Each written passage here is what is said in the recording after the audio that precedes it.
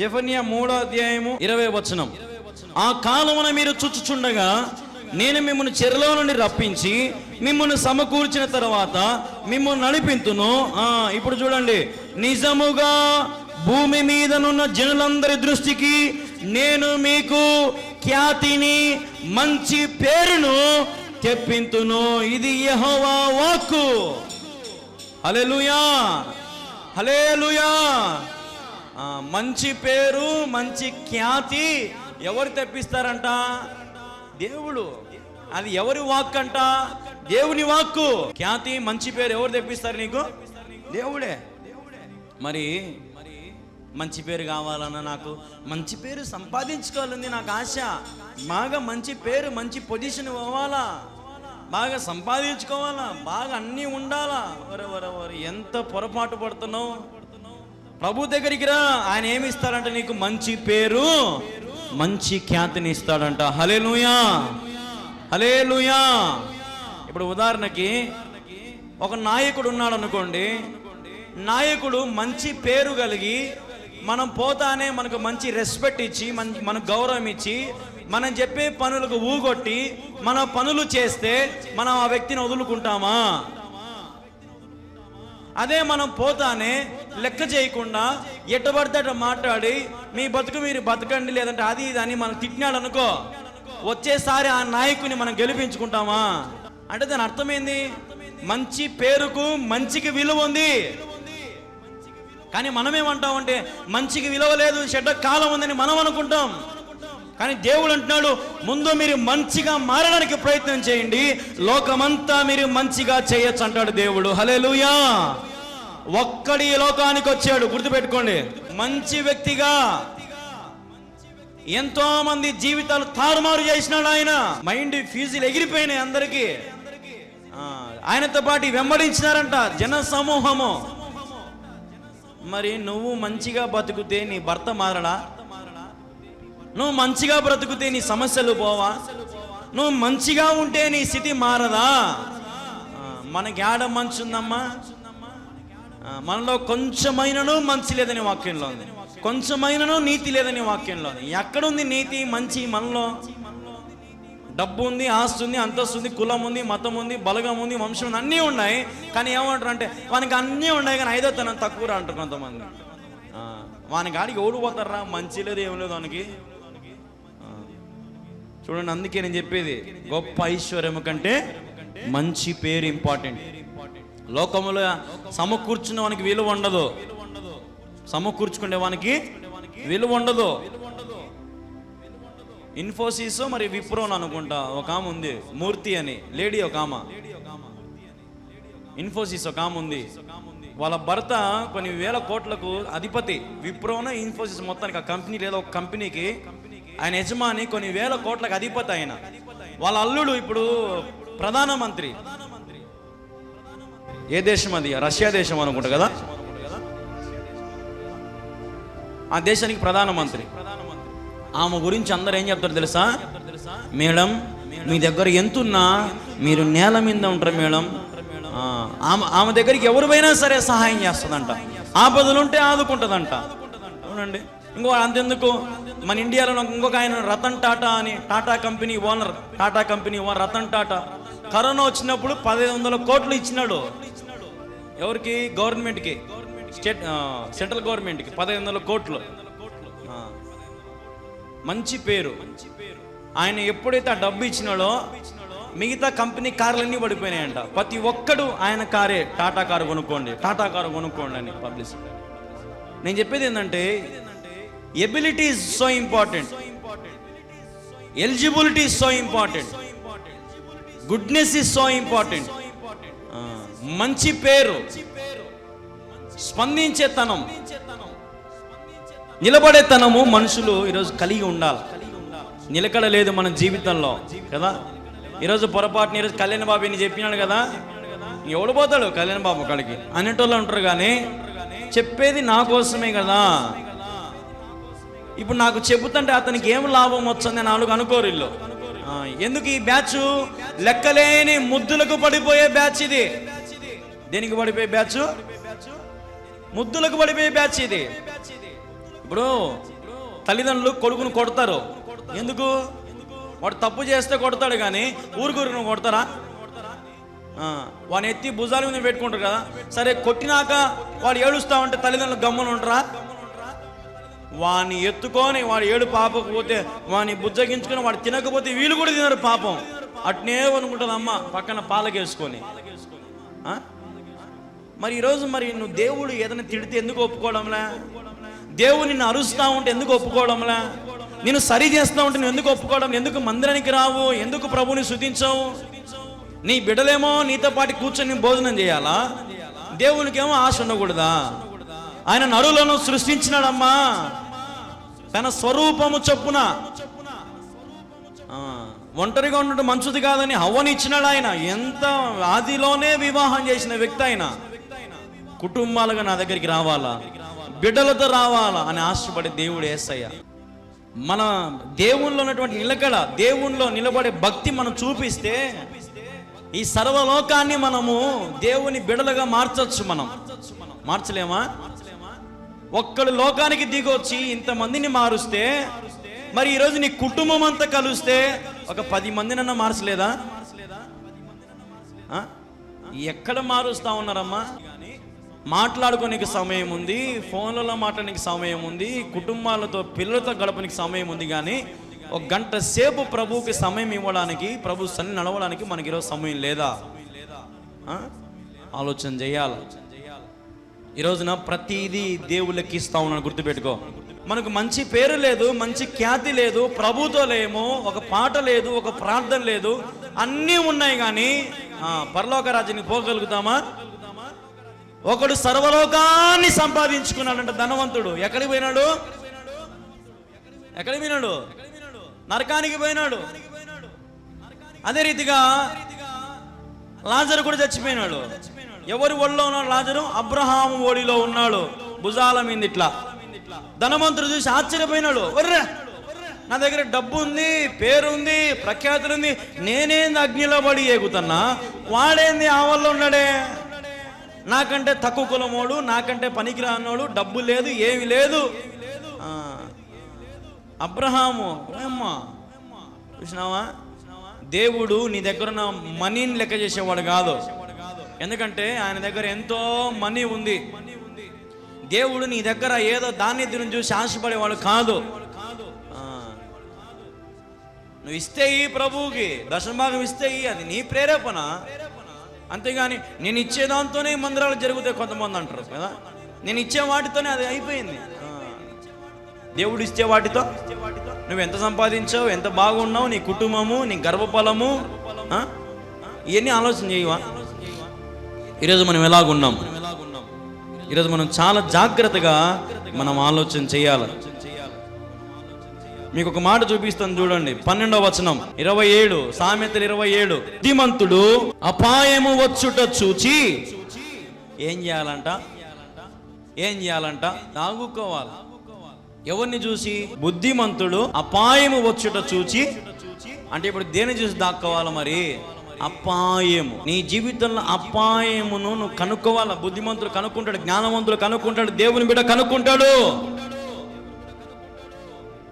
నోవాహు దేవుని మాట విన్నాడు, అపాయం రాబోతా ఉందని.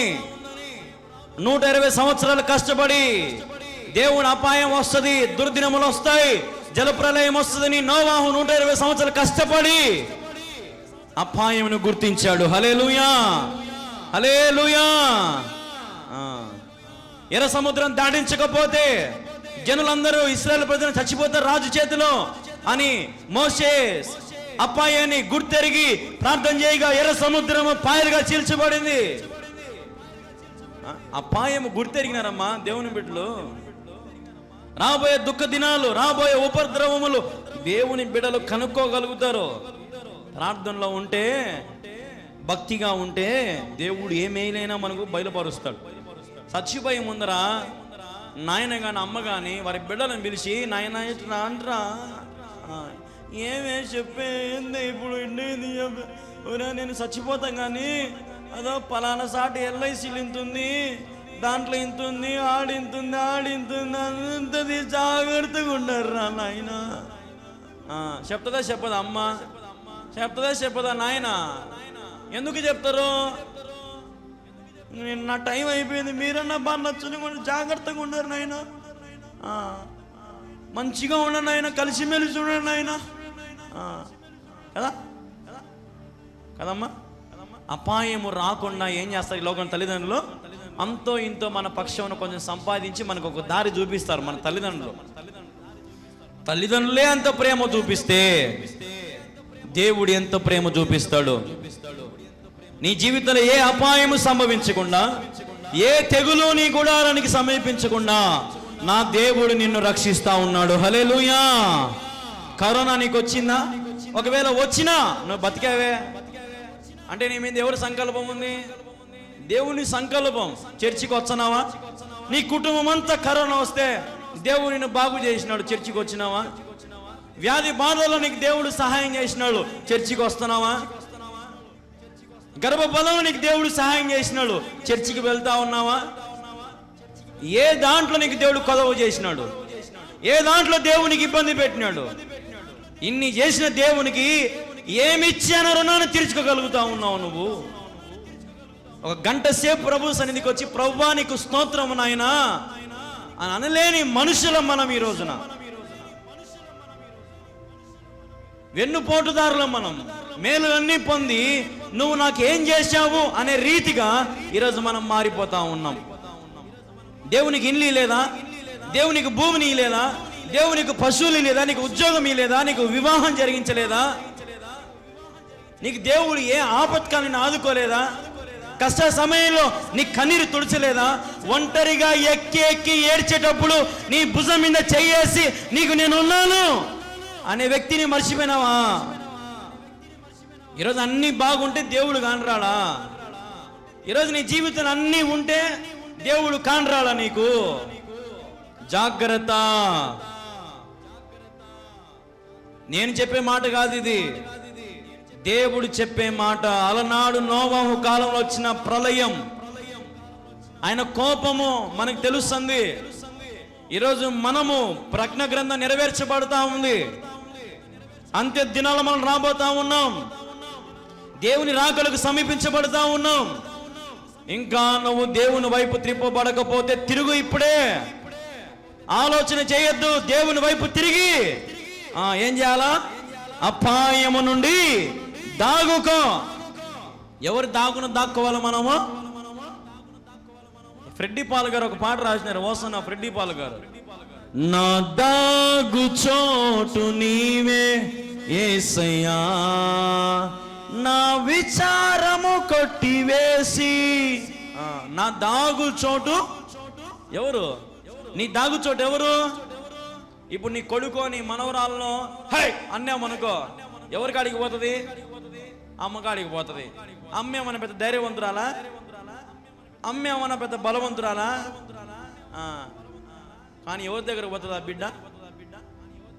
అమ్మ దగ్గరికి పోతుంది, లేదా నాయన దగ్గరికి పోతుంది కదా? అవునా కదా?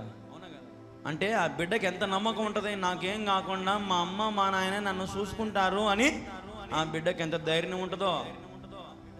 మరి ఈరోజు అట్లాంటి తల్లిదండ్రులు నీ దగ్గరకు వస్తూ ఉంటే, బిడ్డలారా మీరు మీ తల్లిదండ్రులను చూసుకుంటా ఉన్నారా? ఒకప్పుడు నువ్వు ఏడుస్తా పరిగెత్తుకుంటూ మీ అమ్మ కాళ్ళు పట్టుకుని ఏడ్చిన రోజులు మర్చిపోయినావా? ఈరోజు నీ తల్లి నీ కాళ్ళు పట్టుకోవాలనా? ఈరోజు నీ తండ్రి నీ కాళ్ళు పట్టుకోవాలనా? ఎట్లా మోతుందమ్మా ప్రపంచము? రోజు రోజుకి మనం ఏమైపోతున్నాము? ఒక 10 రోజుల కిందట నాకు ఒక ఆయన ఫోన్ చేసినాడు. ఒక 10 రోజులు నెల అయింది దగ్గర ఒక ఆయన ఫోన్ చేసినాడు. చేసి, అన్నా మా అమ్మ ముసలావుడా, మీ దగ్గరికి పంపిస్తా, మీరేమైనా పెట్టుకుంటారా అంట. చూడండి అమ్మా ఎట్టుంది పరిస్థితి. వాళ్ళ అమ్మ ముసలి లేదంట. ఇప్పుడు ఏమైంది? వాళ్ళకి బరువు అయింది. వీడికి మీ కాడికి పంపిస్తాం, మీరు ఏమైనా పెట్టుకుంటారా?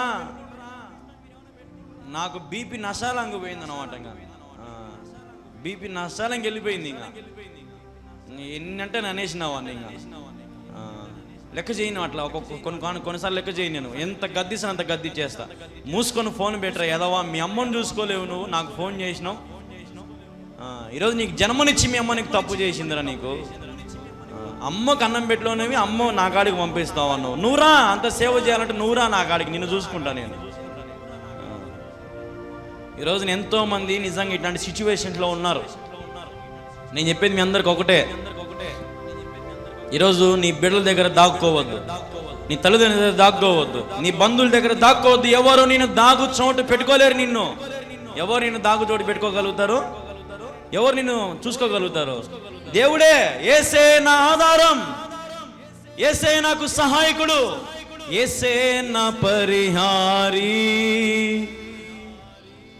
నాకులేమీ లేదు. హల్లెలూయా. దేవుని బిడ్డలారా, మరి ఈ రోజున మనం రేపటి దినం గురించి అతిశయపడకుండా, ఈరోజు దినం గురించి భయపడి, రేపటి దినం జరిగే అపాయానికి భయపడి ప్రభు దాగు చోట్లకు రా, ఆయన నిన్ను కాచి కాపాడుతాడు, భద్రపరుస్తాడు. వాక్యం చెప్పాలనుకున్నాను కానీ, ఏదో సిద్ధపడ్డాను కానీ ప్రభు ఏదో మాట్లాడినాడు. ఒకవేళ ఈ మాటలు నీకే అయితే గుర్తెరిగి గ్రహించుకొని ప్రభుని ప్రేమించడం నేర్చుకో. నువ్వు ఏది అడిగితే అది ఇచ్చిన దేవుడు ఆయన. అడగ ముందే అన్ని అక్కర్లన్నీ తీర్చిన దేవుడు, అవసరాలన్నీ తీర్చిన దేవుడు కదా. ఆలోచన చేయండి. ఒక అక్క నా దగ్గరకు వచ్చింది, అన్నా నా దగ్గర గర్భఫలం లేదన్నా అని వచ్చింది. ప్రార్థన చేశాను, గర్భఫలం కలిగింది. 3వ నెల చర్చికి వచ్చింది. అన్నా గర్భం పోయిందన్నా అని చెప్పింది. అమ్మా దేవుడు ఇస్తాడు నీకు అని చెప్పా. మళ్ళీ దేవుడు ఇచ్చాడు, మళ్ళీ పోయింది. మళ్ళీ రాలే ఇంకా చర్చికి, ఇంకా రాలే చర్చికి. అయిపోయా. మనకు తొందర ఎక్కువ, టెన్షన్ ఎక్కువ, నమ్మకం ఉండదు మనకి. 2 సార్లు పోతే 3వసారి దేవుడు ఇయ్యడా, 5వసారి దేవుడు ఇయ్యడా. శారాకు 90 ఏళ్ళు పైగా ఉంటే దేవుడు ప్రత్యక్షమై నీ కుమారుని ఇస్తానంటే శారా ఏం చేసిందంట? నవ్విందంట. ఈ ముసిలి దానికి ఇప్పుడు ఎట్టొస్తుంది అని నవ్విందంట. నేను ముసిల్దానను, నాకు ఎట్లా పుడతారు అనిందంట. పుట్టినాడు లేదా? దేవుడు చేస్తాడమ్మా. నీ విశ్వాసం ముందు బలంగా ఉండాలి, ప్రభువుని ప్రేమించాల.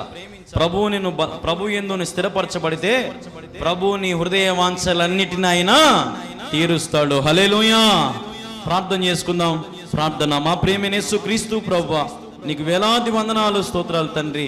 ఇంతవరకు నీ సన్నిధి నిలబడి నీ మాటలు ప్రకటించే ధన్యత ప్రభువా మాకు ఇచ్చినందుకు, నాకు ఇచ్చినందుకు నీకు స్తోత్రము తండ్రి. ఎందరైతే మరి నీ వాక్యం విన్నారో, వాక్యపు వెలుగులో వారు నడిపించినందుకు నీకు స్తోత్రం తండ్రి. ఇదిగో ప్రభువా, నీ బిడ్డలు ఎందరైతే ఆశ కలిగి నీ సన్నిధిలో పాల్గొన్నారో, విన్నారో వారందరినీ కూడా మీరే దీవించండి. ప్రతి ఒక్కరిని కూడా మీరు దీవించి బలపరిచి స్థిరపరచమని నీ సన్నిధిలో వేడుకుంటా ఉన్నాం. నీ కృప మా మీద విస్తరింపజేసి నీ సన్నిధిని విడిచిపెట్టకుండా, నీ సన్నిధిని మేము మరవకుండా, నీ ప్రేమను మేము మరవకుండా, నీవు చేసిన ఉపకారములకు ప్రభువా మేము మరవకుండా నీ సన్నిధిలో నిత్యము స్తుతించినట్లుగా, ఆరాధించినట్లుగా సహాయము చేయమని వేడుకుంటూ అతి శ్రేష్టమైన యేసుక్రీస్తు నామములో ప్రార్థించి స్తుతించి అడిగి వేడుకుంటున్నాము తండ్రి. ఆమేన్, ఆమేన్.